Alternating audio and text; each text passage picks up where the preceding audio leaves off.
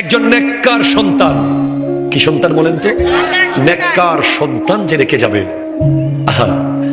আমরা ভাবতে পারি নেককার সন্তান যারা রেখে গেছে পৃথিবীতে, যে সন্তান নামাজ পড়ে, হালাল খায়, সত্য বলে, সালাম দেয়, দাড়ি রেখেছে, মেসওয়াক করে, মানুষ যাকে বলে ছেলেটা এত ভালো, তার বাপ কেমন ছিল। এমন নেককার সন্তান যারা রেখে মরে গেছে, তারা কবরে সুখে আছে। ছেলে প্রতিটা ভালো কাজ বাবার কবরে যাচ্ছে। এরপরে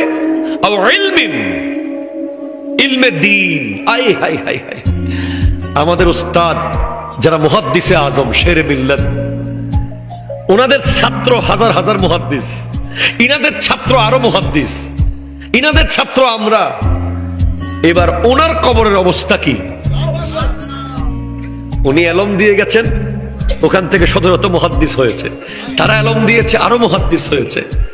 এজন্য একটা কাজ করবেন সব সময়, সন্তানকে সবকিছু যে মক্তবের হুজুরে পড়াবে এটা না, নিজে সূরা ফাতিহাটা পড়িয়ে দিবেন। আপনার ছেলেকে সূরা ফাতিহা আপনি শিখিয়ে দিবেন। আমি আমার ছেলেকে পাশে যখন আমার পাশে শোয়াই বাচ্চা, আমি তাকে মুখে মুখে পড়াই, বলো আব্বু বলো আলহামদুলিল্লাহি রাব্বিল আলামিন। আস্তে আস্তে সে বলে আলহামদুলিল্লাহ, আস্তে আস্তে সে বলে, আস্তে আস্তে সে বলে। কারণ আমি চাই যে সূরা ফাতিহাটা সে আমার থেকে শিখুক, সে সারা জীবন নামাজে সূরা ফাতিহা পড়বে আর আমার কবরে সওয়াব যাবে।